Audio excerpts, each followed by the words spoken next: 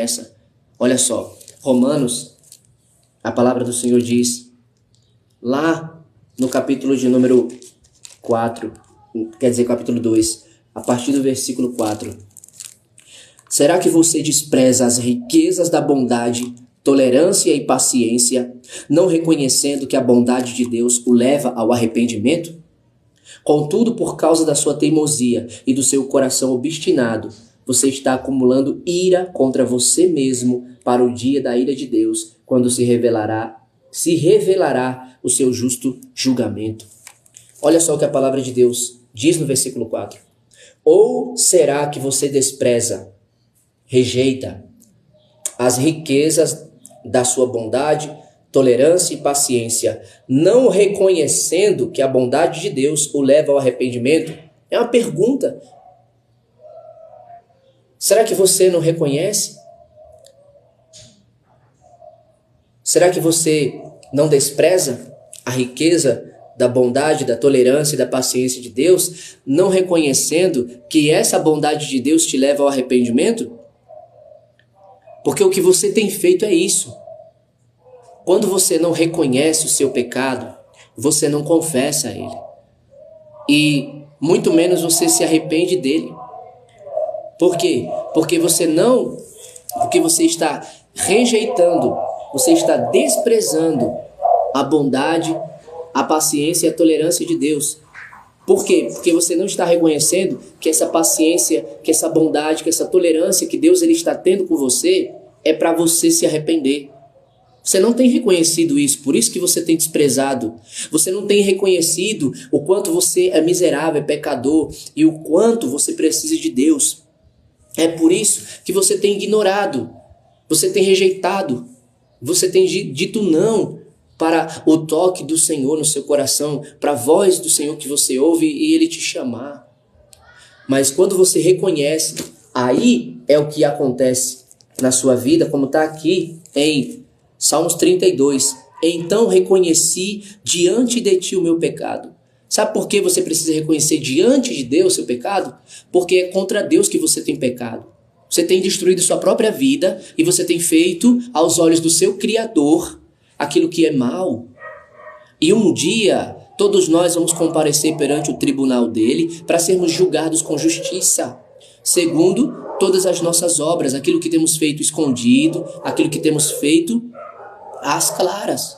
Isso está lá em Eclesiastes, no capítulo de número 11, do versículo 9 ao 11, ao 12, e do capítulo 12 também está lá escrito, né? No final do capítulo 12, a palavra do Senhor diz, Romanos, capítulo de número 14, também a palavra do Senhor diz.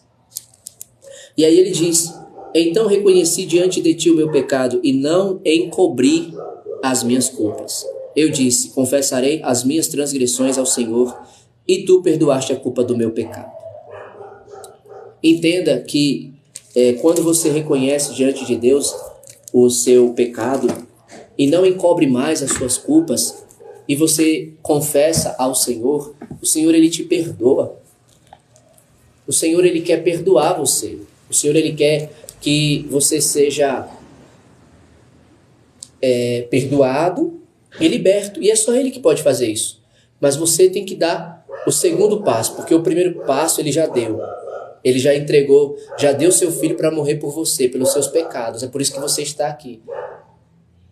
E você precisa reconhecer que é pecador e reconhecer seu pecado e confessar, não encobrir mais, não esconder mais. Sabe por quê? Porque não adianta você esconder, não adianta você encobrir. Olha o que a palavra do Senhor diz aqui no Salmo capítulo de número 90, versículo de número 8. Conheces as nossas iniquidades, não escapam os nossos pecados secretos à luz da tua presença. Ele conhece a sua iniquidade. Ou você acha que porque você está escondendo da sua esposa, ou você escondendo do seu marido, ou você escondendo dos seus pais, ou você escondendo dos seus filhos, ou você escondendo do seu pastor, Deus não está vendo. Deus está vendo.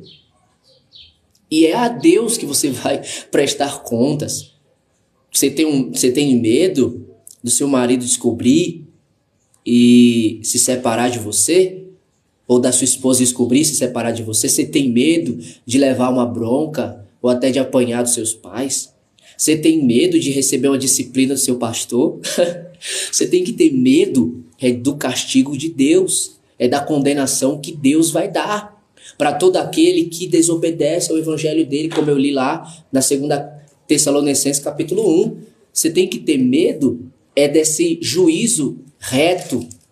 A palavra do Senhor diz, o Senhor repete na sua palavra várias vezes: terrível coisa é cair nas mãos de Deus vivo, minha é a vingança, eu retribuirei. É Deus que vai julgar, não vai ser pastor, não vai ser pai, não vai ser mãe, não vai ser marido, não vai ser esposa, não vai ser filhos. É Deus. Todos, o pai, o pastor, a mãe, o marido, o filho, vai estar todo mundo lá para ser julgado por um único Deus, o justo juiz, que vai julgar a cada um de acordo com o que tem feito. Lembre-se que o que você planta é o que você vai colher. Então não plante o que você não quer colher. Você não quer colher morte, não? Então não plante na morte.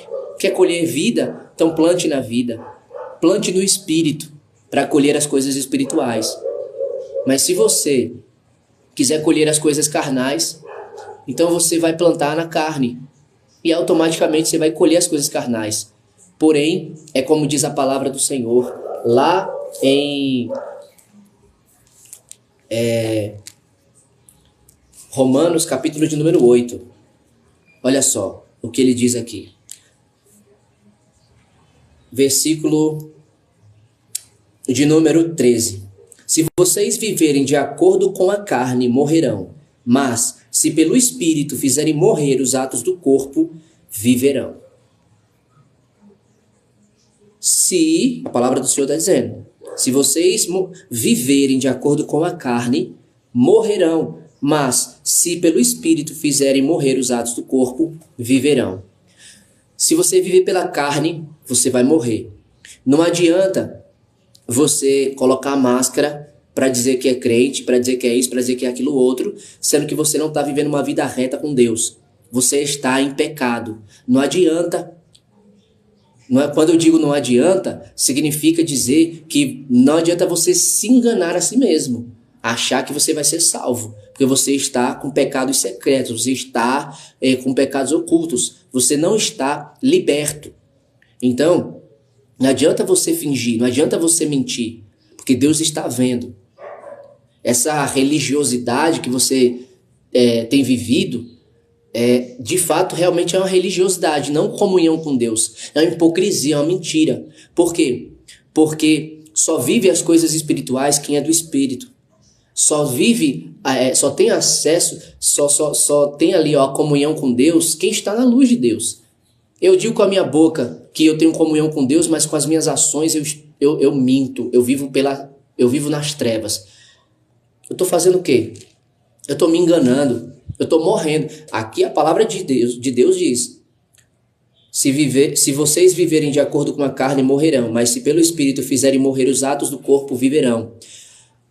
Se pelo Espírito você fazer os atos do corpo morrerem, então você vai viver, ou seja, você vai ter a vida eterna. Por quê? Porque os atos do corpo geram a morte. Mas se pelo Espírito você fizer esses atos morrerem, quer dizer, você negar eles, você rejeitar eles, quando vier o desejo da sua carne, você dizer, em nome de Jesus está repreendido, não, não e não.